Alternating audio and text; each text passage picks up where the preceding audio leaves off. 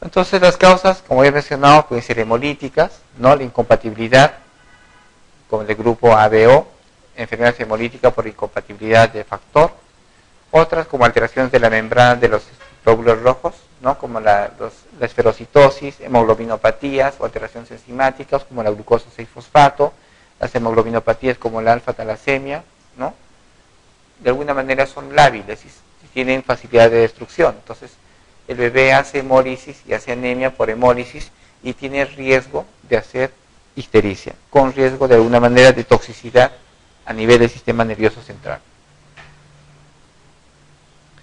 Las causas hemolíticas, aumento de la circulación enterohepática, ¿no? Por hipoalimentación, la lactancia materna, que es una causa, la obstrucción intestinal, la estenosis de píloro, problemas de reabsorción o destrucción de los glóbulos rojos, como los cefalomatomas que he mencionado, las hemorragias digestivas, la hemorragia intracraneana, ¿no? El SID, la poliglobulia, disfunciones hepáticas como la asfixia, de repente insuficiencia cardíaca, torsia, enfermedades metabólicas como galactosemia, ¿no?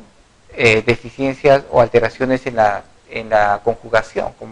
Entonces, esto sea a nivel del hepatocito, como la enfermedad de Gilbert-Klinger-Najar 1, 2, ¿no? Y alteraciones o enfermedades metabólicas como el hipotiroidismo. Entonces, todavía no hay un consenso, no está descrito de cuánto es el valor que produce toxicidad en el sistema nervioso central.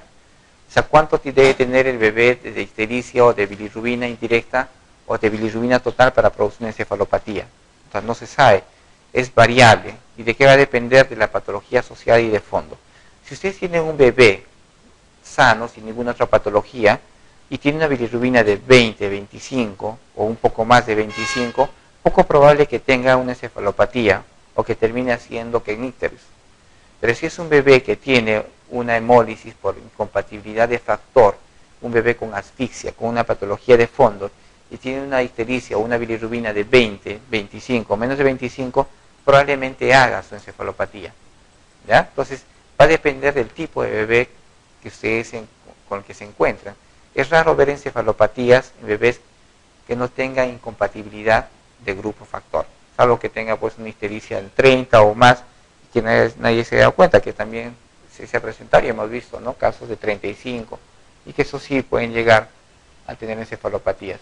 Entonces la detección de kernicterus se da asociado con hemólisis por incompatibilidad de factor, ¿no? Un 8% cuando presentan 19 o 24 miligramos de bilirrubina, un porcentaje de 33% con 25 y 29, y un porcentaje alto cuando los bebés llegan a tener 30 a 40 miligramos de bilirrubina. Entonces, el kernicterus está asociado más a pacientes con incompatibilidad, ¿no? De factor o con una hemólisis franca, no de cualquier otro tipo. Entonces, la aproximación clínica. Entonces es fundamental descartar la causa de la patología, ¿no?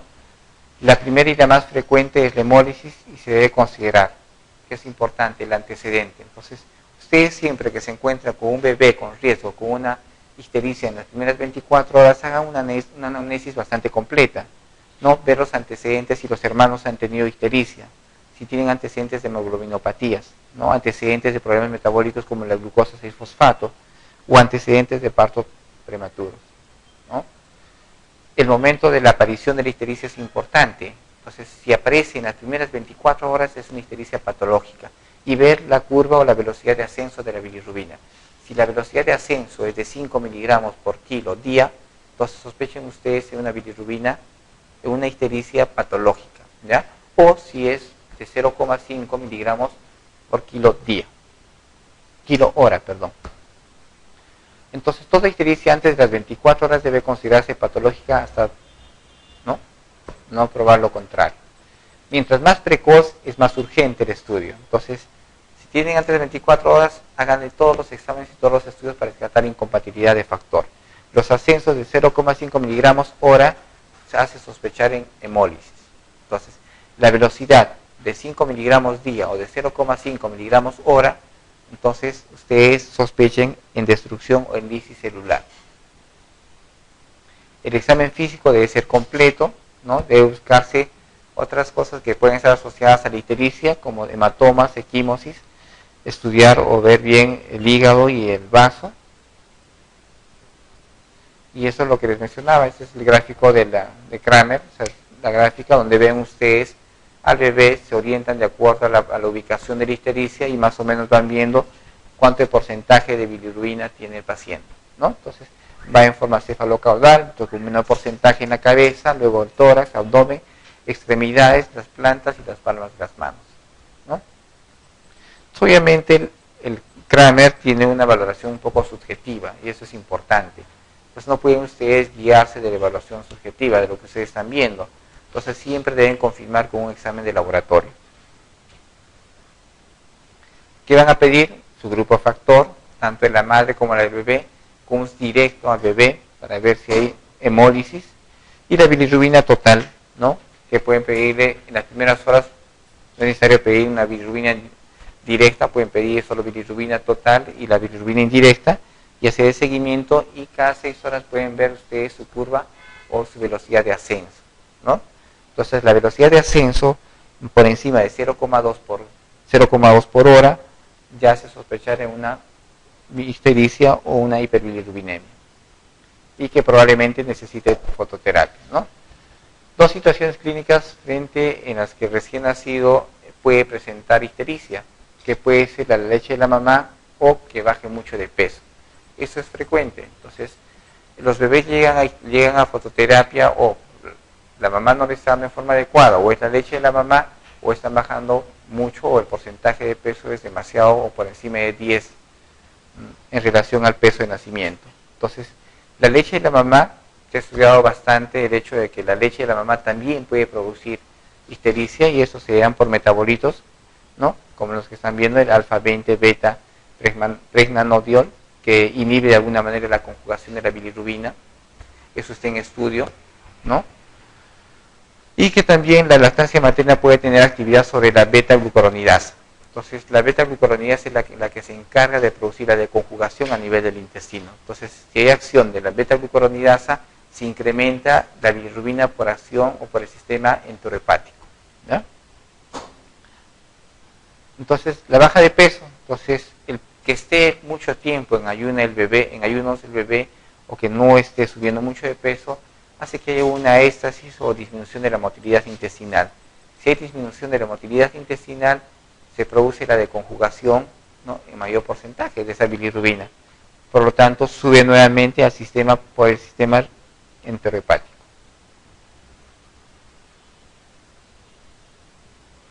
Entonces, la ictericia fisiológica, como ya lo hemos mencionado, se da en casi todos los recién nacidos, en un 60-70%. La evaluación de la bilirrubina no conjugada durante la primera semana de vida, generalmente se da un pico entre el tercer y cuarto día. Hay una resolución espontánea en la semana, generalmente los recién nacidos a términos. Nunca se presenta antes de las 24 horas. Si se presenta antes de las 24 horas, es patológica. Los criterios de exclusión para una bilirrubina fisiológica, ¿no?, son mayor a 12.9, lo que habíamos mencionado, en recién nacido a término, en el pretérmino mayor a 15, la velocidad de ascenso mayor a 5 miligramos por día, ¿no?, y la bilirrubina conjugada mayor a 2, ¿no?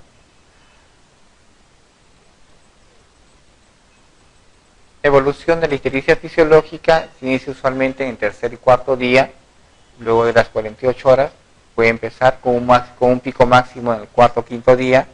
El pico máximo en el pretérmino puede ser en la semana y puede durar hasta la segunda o tercera semana. El mecanismo: aumento de la bilirrubina por incremento o destrucción de los glóbulos rojos, disminución de la vida media de esos glóbulos rojos que ya hemos comentado, una conjugación deficiente, una función hepática deficiente. Entonces, básicamente lo mismo, para ir viendo. Es una de las tablas que utilizamos para determinar la conducta que se debe seguir en los pacientes con ictericia, si el paciente requiere fototerapia o exsanguinotransfusión.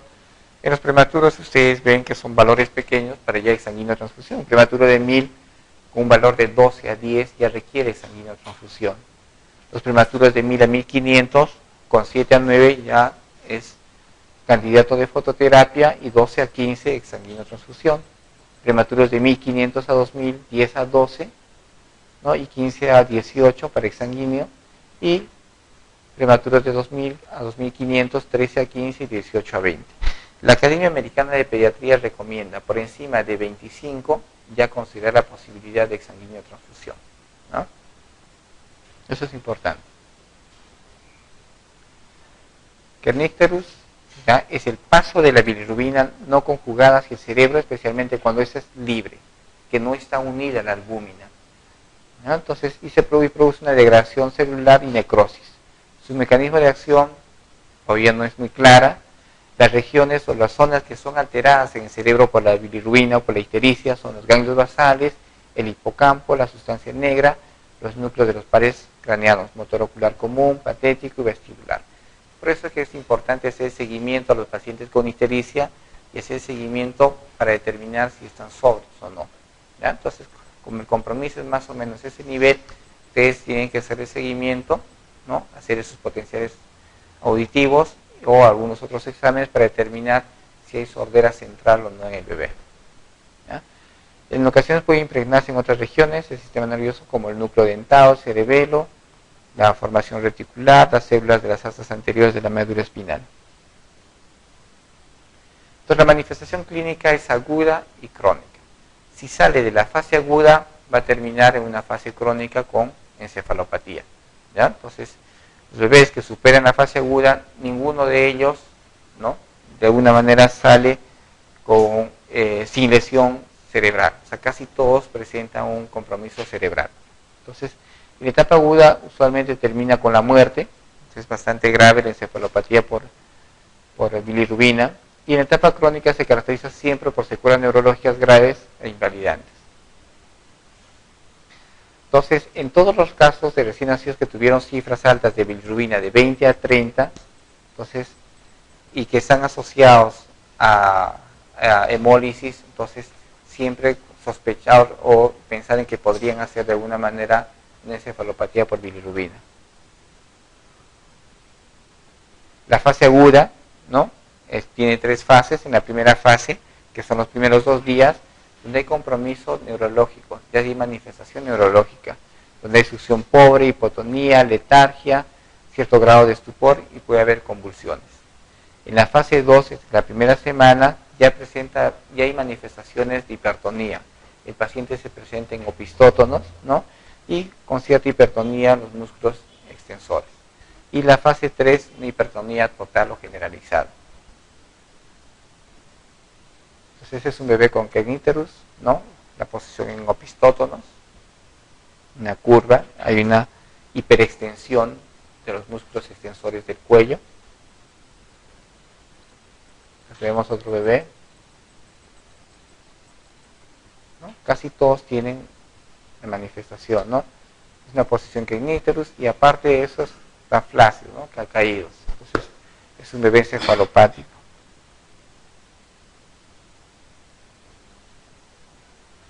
Entonces, la conducta, fototerapia. Entonces, la ictericia es una de las patologías que fácilmente se pueden revertir y no necesitan más que colocar luces, ¿no? Entonces, se utilizan o se utilizaban luces de color blanca y se están utilizando luces de color azul. Entonces, lo mínimo en focos que se debe utilizar para la fototerapia son 6. La distancia que ustedes deben tener entre el foco y el bebé es de 25 a 30 centímetros. De alguna manera evitando el riesgo de quemaduras y siempre con una protección por encima del bebé, ¿ya? Y si a pesar de eso, en las 4 o 6 horas, la curva de ascenso es por encima de 0,2 o hay riesgo de alguna manera de exsanguíneo transfusión, pongan ustedes al bebé una fototerapia intensiva.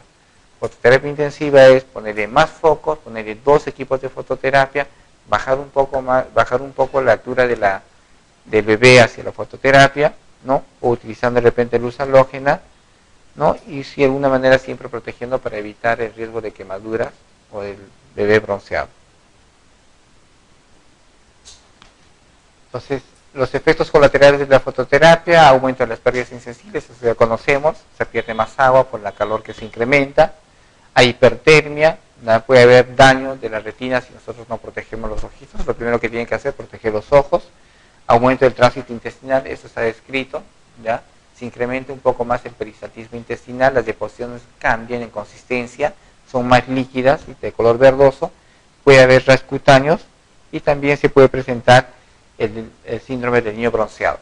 Ese síndrome del niño bronceado generalmente se presenta en niños que tienen ictericia más colestásica. Cuando nosotros cometemos el error de colocar a un bebé que tiene su colestasis hepática a fototerapia. Entonces ustedes encuentran un bebé con 20, 25 de bilirrubina, no se dan cuenta que es a predominio directo, le ponen a foto y terminan bronceados. La exsanguíneo-transfusión, que es el siguiente paso, si no hay respuesta a la fototerapia, el siguiente paso es exsanguíneo-transfusión. ¿No? Entonces la Academia Americana recomienda, la Academia Americana de Pediatría recomienda que si la ictericia se presenta en las primeras 24 o 48 horas con 15, fototerapia. Si está entre las 48 y 72, por encima de 18, fototerapia, y por encima de 72 horas o 3 días, si la bilirrubina se encuentra por encima de 20, fototerapia. ¿Ya? Entonces, y por encima de 25, como habíamos indicado, exsanguíneo-transfusión. No sé si hasta que hay alguna pregunta. Pasamos más rápido, no sé, ¿se están aburriendo? ¿Preguntas? ¿Preguntas, chicos?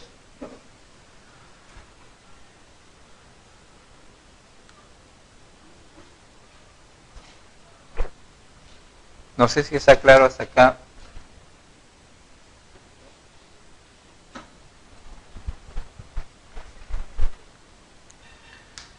Porque tenemos, es hasta las 9:30, 10, para calcular el tiempo para ver las preguntas. 10, ¿no? Ya. Entonces, la ictericia colestásica es la ictericia verdínica, es más por una ictericia que se da por el predominio directo, ¿no?, de la bilirrubina. Entonces, cuando se incrementa por encima de 2 miligramos la ictericia, o la bilirrubina directa, perdón, o tiene el 20 a 25, algunos consideran el 15% de la bilirrubina total, se considera una colestasis, ¿no?, una bilirrubina colestásica, ¿no? Entonces ahí están los conceptos, ¿no? Bilirrubina conjugada mayor a 1.5 miligramos, mayor a 15 o mayor al 15% de la bilirrubina total en los primeros 90 días y con una incidencia no muy alta de 1 en 2.500 recién nacidos. Las causas son muchísimas, las causas de la bilirrubina o de la ictericia colestásica son muchísimas, que pueden ser extrahepáticas o intrahepáticas, ¿no? Las causas más comunes y más frecuentes, la atresia biliar, ¿no?, la hepatitis neonatal y la déficit de el alfa-1 antitripsina. Entonces, como ustedes ven, son muchísimas las causas de la ictericia colestásica. Ustedes investiguen de acuerdo a la frecuencia. Si tiene una colestasis, si es un bebé que llega a la consulta, es un lactante, que tiene un mes, ¿no?, que ya no es un mes, ya ustedes no deben considerar una bilirrubina indirecta, que tiene un mes, tiene acolia o hipocolia o coluria, y además de eso está ictérico, sospechen ustedes en colestasis, ¿ya? Eso es lo que hace el diagnóstico. Colestasis es hipocolia o acolia, coluria, ¿ya?, y la presencia de ictericia. Entonces, ustedes sospechan en colestasis y van a tener todo este grupo, ¿no?, de enfermedades que podrían producir la colestasis. Pero de acuerdo a eso tienen que irse a las patologías que con mayor frecuencia producen colestasis. ¿Y cuál ya será? La atresia de vías biliares. Entonces sospechen siempre en atresia de vías biliares y lo primero que tienen que hacer es pedir una ecografía, pero la ecografía con alguien que tenga experiencia en buscar atresia de vías biliares. O sea, buscar atresia de vías biliares en un bebé es bastante difícil y menos lo va a hacer de repente un radiólogo que no tiene mucha experiencia en niños, ¿ya? Entonces, ustedes estudian y hacen el estudio de la atresia de vías biliares, sospechando.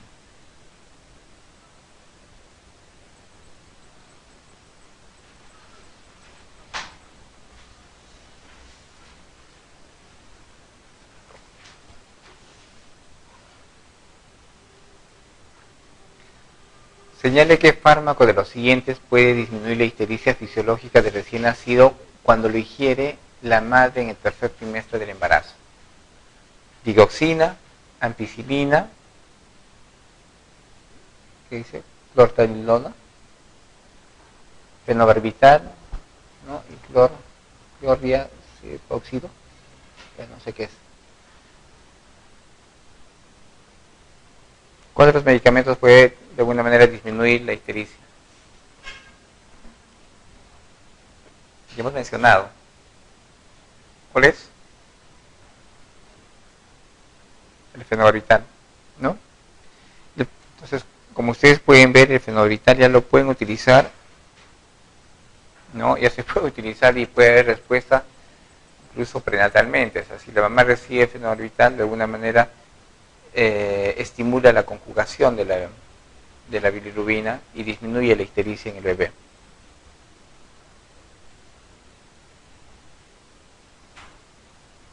Entonces, para comentar algo más del fenobarbital. El fenobarbital, aparte de usarlo en la ictericia, podemos utilizar en patologías que tienen alteración de la conjugación, que vamos a ver por acá, creo que no está.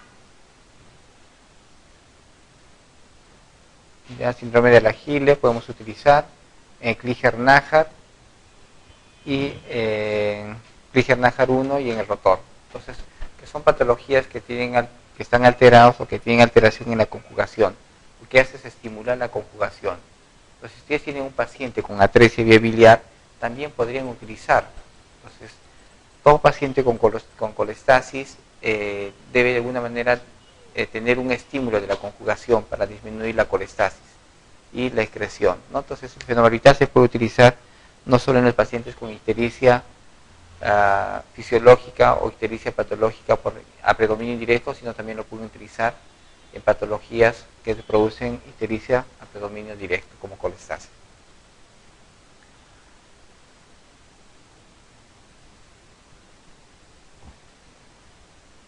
El tratamiento con fenobarbital a una gestante al final del embarazo se asocia a menor incidencia de hemorragias intraventriculares fetales neonatales, menor incidencia de hiperbilirrubinemia neonatal, mayor frecuencia de parto prematuro, 1 y 2 son ciertas, 1 y 3 son ciertas.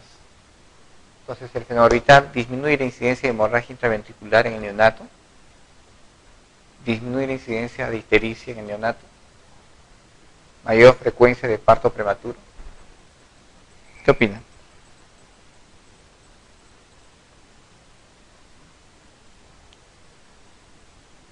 Entonces se ha visto que también el uso del fenobarbital puede disminuir la incidencia de hemorragia intraventricular.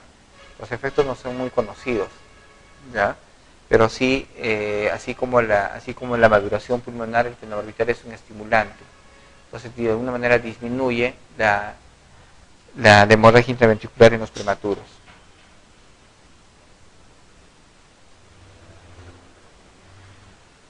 ¿Cuál de las siguientes características no coincide con la definición de ictericia fisiológica en un recién nacido a término? Comienzo de la ictericia en las primeras 24 horas de vida, una bilirrubina total inferior a 12, la elevación de la bilirrubina inferior a 5 miligramos por día, su calidad de ictericia la presencia de una ictericia monosintomática, desaparición de la ictericia antes de los 6 a 7 días. Entonces, ¿cuál de los siguientes no coincide con la definición de ictericia fisiológica?